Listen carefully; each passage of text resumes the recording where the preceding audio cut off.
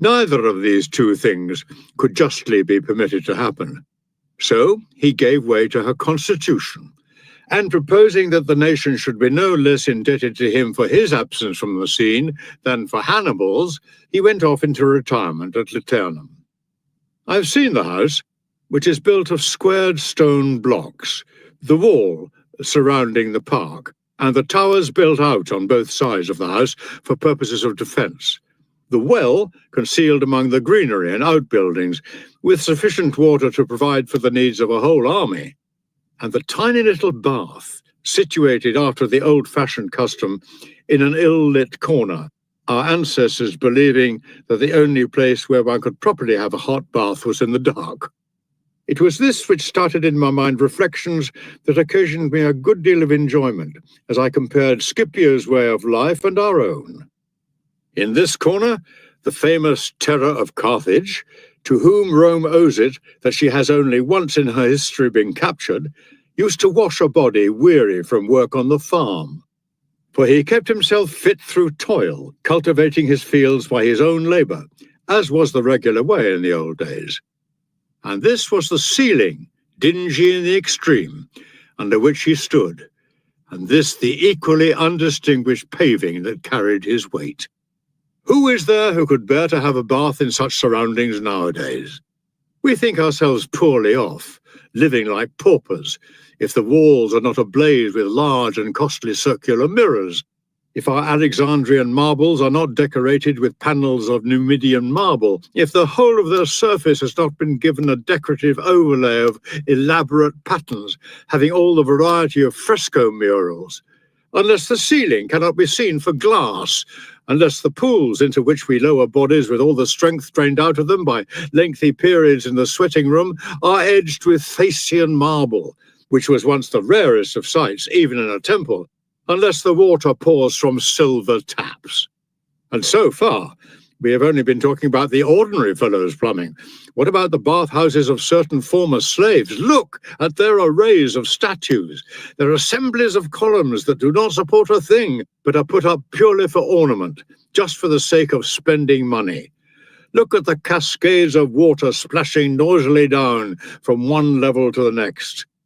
We have actually come to such a pitch of choosiness that we object to walking on anything other than precious stones. In this bathroom of Scipio's, there are tiny chinks, you could hardly call them windows, pierced in the masonry of the wall, in such a way as to let in light without in any way weakening its defensive character. Nowadays, moth hole is the way some people speak of a bathroom, unless it has been designed to catch the sun through enormous windows all day long, unless a person can acquire a tan at the same time as he is having a bath, unless he has views from the bath over countryside and sea. The result is that bathhouses, which drew admiring crowds when they were first opened, are actually dismissed as antiquated, as soon as extravagance has hit on any novelty calculated to put its own best previous efforts in the shade. There was a time when bathhouses were few and far between, and never in the least luxuriously appointed. And why should they have been, considering that they were designed for use, not for diversion, and that admission only cost you a copper? There were no showers in those days, and the water did not come in a continuous gush, as if from a hot spring. People did not think it mattered then how clear the water was in which they were going to get rid of the dirt. Heavens, what a pleasure it is to go into one of those half-lit bathhouses with their ordinary plastered ceilings, where you knew that Cato himself as aedile, or Fabius Maximus, or one of the Cornelii, regulated the warmth of your water with his own hand. For however high their rank, it was one of the duties of the aediles to enter all such premises as were open to the public and enforce standards of cleanliness and a healthy sort of temperature, sufficient for practical purposes, not the kind of heat which has recently come into fashion, more like that of a furnace, so much so indeed that a slave convicted on a criminal charge might well be sentenced to be bathed alive. There doesn't seem to me to be any difference now between your baths warm and your baths boiling. How primitive! Such is some people's verdict these days on Scipio, because he did not have extensive areas of glass to let the daylight into the perspiring room, because it was not a habit with him to stew in strong sunlight, letting the time go by until he was perfectly cooked in his own bathroom. What a sorry wretch of a man! He didn't know how to live. He'd take his bath in water that was never filtered, and often cloudy, practically muddy, in fact, after heavy rain. Well, it did not make much difference to Scipio if this was the kind of bath he had. He went there to wash off sweat, not scent. And what do you think some people will say to this? Well, I don't envy Scipio. If that was the kind of bath he had all the time, it was a real exile's life that he was leading. Yes, and what's more, if you must know, he didn't even have a bath every day. Writers who have left us a record of life in ancient Rome tell us that it was just their arms and legs, which of course they dirtied working, that people washed every day, bathing all over only once a week on market day. Obviously, someone will comment, there must have been times when they were positively disgusting. And what do you think they stank of? I'll tell you, of hard soldiering, of hard work, of all that goes to make up a man. Men are dirtier creatures now than they ever were in the days before the coming of spotlessly clean bathrooms. What is it Horace says when he wants to describe a man noted and indeed notorious for the inordinate length to which he carried personal fastidiousness? Bucillus stinks of scented lozenges. Produce Bucillus today,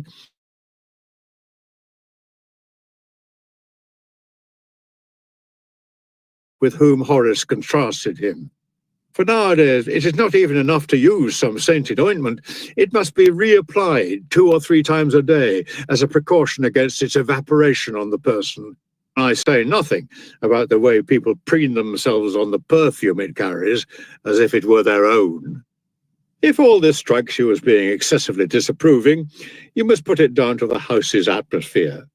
During my stay in it, I've learned from Aegialus, who is the present owner of the estate and gives a great deal of attention to its management, that trees can be transplanted, even when quite old, a lesson that we old men need to learn when we reckon that every one of us who puts down a new olive plantation is doing so for someone else's benefit. Now that I've seen him carefully transplanting one of a number of trees that had given fruit unstintingly over 3 and even 4 seasons. So you too can enjoy the shade of the tree which is slow in coming up, is there to give your grandson shade in later years, long hence. According to our Virgil, who was not concerned with the facts, but with poetic effect, his object being the pleasure of the reader, not the instruction of the farmer.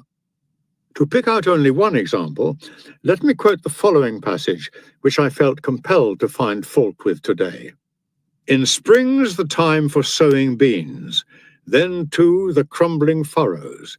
Clover, welcome you, and millet too, receives her yearly care. I leave you to conclude from this whether the crops mentioned are to be planted at the same time as each other, and whether in each case they're to be sown in spring. As I write, it's June, getting on for July now too. And I've seen people harvesting beans and sowing millet on the same day. To get back to our olive plantation, I saw 2 different methods of planting used here. In the first, taking sizable trees and lopping off the branches, cutting them back to a foot from the stem, Aegialus transplanted them complete with crown, pruning away the roots and leaving only the actual base, the part to which the roots are attached. This he placed in the hole with an application of manure, and not only earthed it in, but trod and stamped the soil down hard. He says that nothing gives such good results as this packing them down, as he calls it. What it does, of course, is to keep out cold and wind, and apart from that, the tree is less liable to be shifted, thus allowing the young roots to sprout and get a grip on the soil, when they are inevitably tender and torn from their precarious holds by the slightest disturbance. He also scrapes the crown of the tree before covering it up, because, he says, new roots emerge wherever the wood underneath has been laid bare. The tree again should not stand higher than 3 or 4 feet above the ground. This will ensure, right from the start, green growth from the bottom upwards, instead of a large area of dry and withered stem of the sort one sees in old olive groves. The second method was as follows. Taking branches of the type one normally finds on very young trees, strong but at the same time having soft bark, he planted them out in the same sort of way. These grow rather more slowly, but since they spring from what is virtually a cutting, there is nothing scraggy or unsightly about them. Another thing I've seen is the transplanting of an old vine from its supporting tree. In this case, one has to gather up with it, if possible, even the minute root hairs, and in addition, give it a more generous covering of soil, so that it throws out roots from the stem as well. I have seen such plantings not only in the month of February, but even at the end of March, the vines going on to embrace and take good hold of their new elm trees. Aegialus also says that all trees which are stout in the stem, if one may so term them, should have the benefit of a supply of water stored in tanks. If this is a